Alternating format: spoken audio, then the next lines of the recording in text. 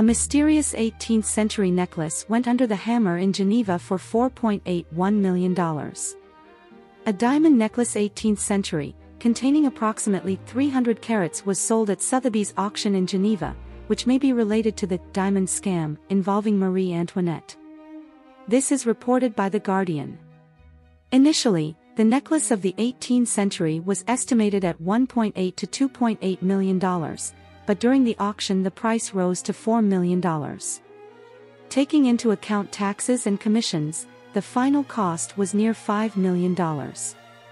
Let's start with the big one right off the bat, the diamond tassel necklace once owned by the Marquises of Anglesey. This unusual necklace got lots of pre-sale attention for several reasons.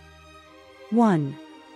It dates to the 18th century, and few pieces of jewelry of this caliber from that era have survived and been sold in a public auction. 2. Experts at Sotheby stated that they believed it was possible that the necklace contains diamonds that were once set in the infamous Baimer and Bassenge jewel that helped to bring down the French monarchy in the 1780s.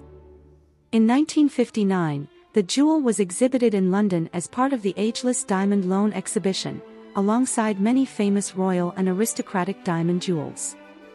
In 1979, the jewel featured in the American Museum of Natural History's bicentennial exhibition. At the time it was claimed that it was created 1776 by Collingwood and that George III reportedly gifted it to the Duchess of Marlborough. Some of the diamonds in the piece are believed to stem from the jewel at the center of the affair of the diamond necklace, a scandal in the 1780s that further tarnished the reputation of France's last queen, Marie Antoinette, and boosted support for the coming French Revolution. The auction house said the necklace, composed of 3 rows of diamonds finished with a diamond tassel at each end, had emerged, miraculously intact, from an Asian private collection to make its first public appearance in 50 years. There's no firm documented link between the two pieces, but the whiff of Marie Antoinette was enough to drive the price of this piece sky high. Auction estimates were set at 1,600,000 to 2,400,000 Swiss francs, or $1,800,000 to $2,800,000 USD, but it ended up selling for a whopping 4,260,000 Swiss francs, or approximately $4.8 million USD. This is a unique necklace made of 3 rows of diamonds with tassels at the ends. In the spirit of versatility and adaptability, jewelry often took on the form of adornments which could be applied to clothing or hairstyles at the whim of the wearer. Designed as a pair of old cushion-shaped diamond tassels connected by 3 rows of collet-set old cushion-shaped and circular-cut diamonds, length approximately 670 mm, fitted case. Some of the stones for it were taken from another necklace, which was the cause of the famous diamond necklace scandal in the 1780s in France. The diamond scam became one of the most audacious fraudulent schemes of the 18th century. In the 1770s, French jewelers created a luxurious diamond necklace, hoping that King Louis XV would buy it for his favorite, Madame du Barry. But the king died, and the necklace was left without a buyer. The jewelers tried to sell the jewelry to Marie Antoinette, but she refused. The necklace was not paid for, which practically ruined the jewelers. It was then that the fraudster Jean Lamotte Valois appeared, who convinced Cardinal Louis de Rohan that the Queen allegedly dreamed of buying a necklace, but could not do it openly. To be convincing, Jean organized a correspondence with the Queen, and even arranged a meeting with an actress similar to Marie Antoinette. The Cardinal believed that he was acting on a secret commission from the Queen, and bought the necklace, giving it to Jean, who, after receiving the jewel, sold the diamonds in parts on the black market. When the scam came to light, France was shocked. Cardinal Rogan and other participants in the scandal were tried. Rogan himself was acquitted, while Jean was sentenced to life imprisonment. She later managed to escape from prison. The scandal seriously damaged the reputation of Marie Antoinette, although she had nothing to do with the scam.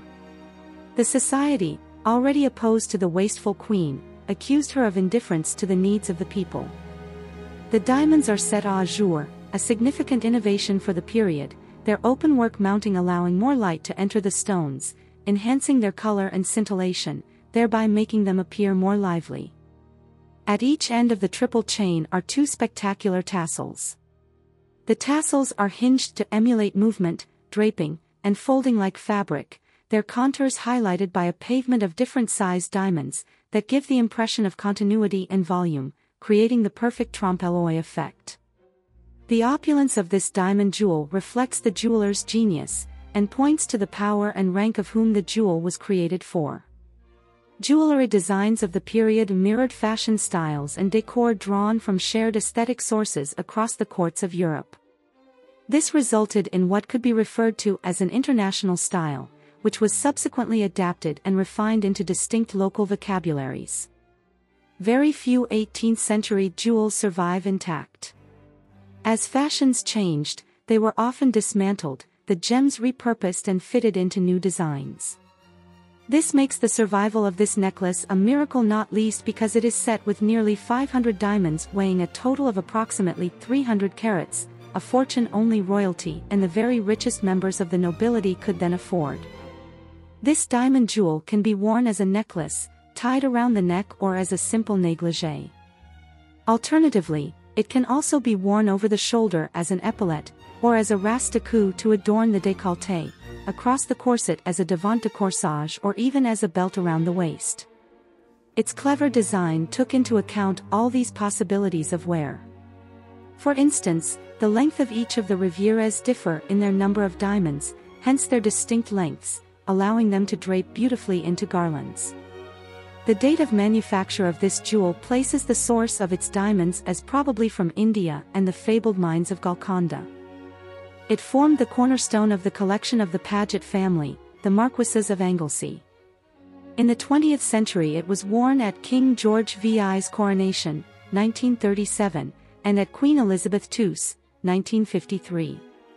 Sir Cecil Beaton photographed the Anglesey necklace, as it was then known, being worn as a negligee by the glamorous and sophisticated Marjorie Paget, Marchioness of Anglesey, during the 1930s, capturing not only the beauty, versatility, and timelessness of the jewel, complementing seamlessly the fashions of the time, but also the luxurious and lavish social life of the interbellum period. Marjorie Paget, wife of the 6th Marquis, frequently wore the diamond jewel, most notably to the coronation of King George VI in 1937. The jewel was listed in an inventory of jewels drawn up after her death in 1946, where it was valued at £18,000, which corresponds roughly to £1 million sterling in today's currency. The jewel was valued at more than triple the value of the diamond Anglesey tiara. When the 6th Marquis passed away in 1947, the jewel was recorded among his possessions, indicating how it was seen as an heirloom to be passed down with the title rather than as a personal possession. The Paget family parted with the jewel around the early 1960s. It was then acquired for an important Asian private collection in the 1970s, where it has remained until the present day. Marjorie Paget, Marchioness of Anglesey, was one of the most celebrated and best-dressed society women of the first half of the 20th century. Her elegant dress sense and prominent place among royal and high society circles habitually landed her on the pages of Vogue and Tatler. It belonged to the British aristocratic Paget family, the Marquises of Anglesey, and in the 20th century was photographed being worn at the coronations of King George IV in 1937 and of Queen Elizabeth II in 1953. In terms of historic value, noble provenance, as well as for the beauty and impressive carat weight of its diamonds, the significance of this superlative jewel cannot be overemphasized. The diamond necklace was commissioned by Louis XV for his mistress, Madame du Barry. After the king's death, the necklace was not paid for, which almost ruined the jewelers. It became the reason for the diamond scam. As noted in Sotheby's, because of their high cost, diamond jewelry was created so that they could be worn in different ways. For example, this diamond jewelry can be worn as a necklace by tying it around the neck. In addition, it can be worn over the shoulder like an epaulette, and even tied around the waist like a belt. Representatives of Sotheby's said that the jewelry was put up for sale for the first time in half a century and is a real antique relic. It is also interesting that the necklace appeared twice at the coronations of British monarchs. Members of the aristocratic family of England wore it at the coronation ceremony of King George VI in 1937 and his daughter, Queen Elizabeth II, in 1953. The decoration remains surrounded by mysteries. It is still unknown who was its first owner and how it came into the hands of the family of the Marquesses of Anglesey. This is a remarkable discovery, because in the 18th century jewelry was usually taken apart to be reused. It's a real fairy tale that a piece of such importance from the Georgian period has been preserved intact, Andres White-Carril, president of Sotheby's jewelry department, told AFP. In 1976, the American Museum of Natural History in New York held an exhibition to commemorate the anniversary of American independence. Of special interest, there was a collection of world-famous diamonds on view. Here, the necklace was on display, tantalizingly renamed the Bicentennial Necklace, because it was crafted in 1776 on orders of King George III. It was also stated in the catalogue that the magnificent necklace was fashioned in 1776 by the Collingwood jewellery firm in London, reputedly as a gift to the 3rd Duchess of Marlborough by King George, and since worn at every coronation and many European royal gatherings. The riddle remains unsolved as the necklace's exceptional qualities eclipse the mystery of its provenance.